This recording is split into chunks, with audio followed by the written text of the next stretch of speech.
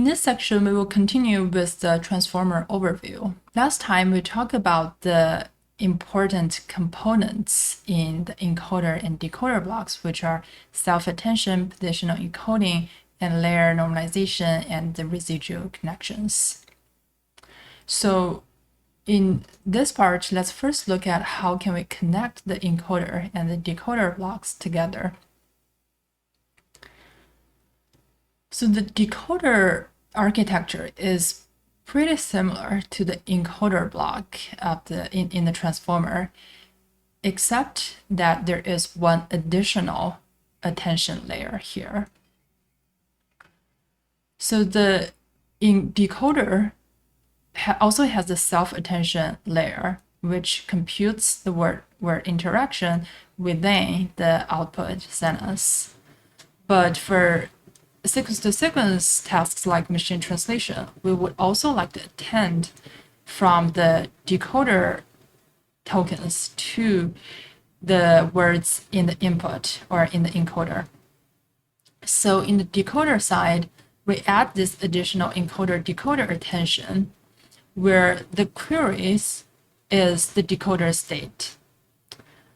And the values and keys are the word embeddings in the encoder. So this is much like the standard attention mechanism in sequence-to-sequence models. Now let's take a detailed look at how can we decode from the decoders or generate a sequence of words. So this figure shows the overall process. So first of all, we use the autoregressive model, meaning that we generate word one by one from left to right. So there's also non-autoregressive models where you don't have to go from left to right. But here, let's focus on the autoregressive models, which is more widely used. Now the output at each position in the output is a distribution of next word conditioned on the prefix and also the input. One difference between the decoder self-attention and the encoder self-attention is that because the encoder inputs are given, so we can easily compute pairwise interactions in order to get the self-attention outputs.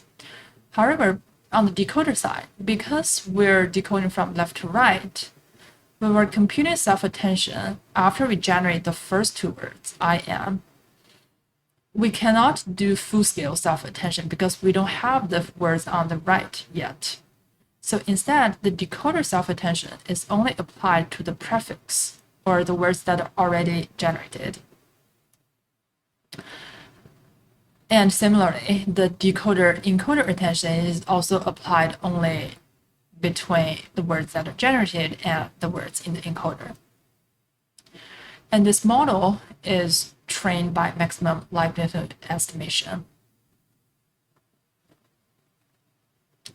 Okay, so that completes our overview with the encoder and decoder in the transformer models. So how do we apply this model to tasks we're interested in? In fact, we can already do quite a lot of things with just the encoder. For example, we can do text classification like sentiment classification or topic classification. And we can also do tasks which classify pairs of sentences like text entailment, paraphrase identification. And as we mentioned, there are also vision transformers, which allows us to classify images using the transformer model. And how do we do the classification? Recall that the encoder gives us the embedding or a contextual embedding of each word.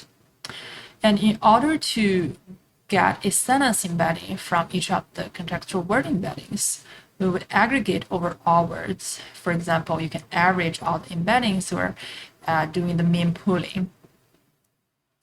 And once we have a sentence embedding, we could learn a classifier on top of that embedding using the cross-entropy loss. Now, with the decoder, we can do even more things. For example, sequence labeling, such as extractive question answering and name entity recognition. So for these tasks, the input would be a sequence of words and the output would be one label for each word in the input. That's why it's called sequence labeling. And we can also do sequence generation. For example, text generation tasks like machine translation and summarization, and also music generation or even protein or molecule generation. So these tasks are formulated as sequence-to-sequence generation tasks, which require the encoder. Now, one example of the sequence-to-sequence model using transformer is T5. So in this case, all of the different tasks are formulated as sequence-to-sequence tasks. So even considering extractive question answering or classification, you can convert that as a sequence generation task where the label is simply generated as opposed to where the label is simply generated as opposed to predicted as a categorical variable. And similarly, you can linearize the graphs so that for generation on graphs, we can linearize the graph by traversing the different nodes and then generate that as a sequence. Overall, there is a wide range of things that can be done by the transformer model. Therefore, it is a quite versatile architecture, which justifies its usage as a large-scale pre-trained model, because then you can easily fine-tune the model for a variety of downstream tasks.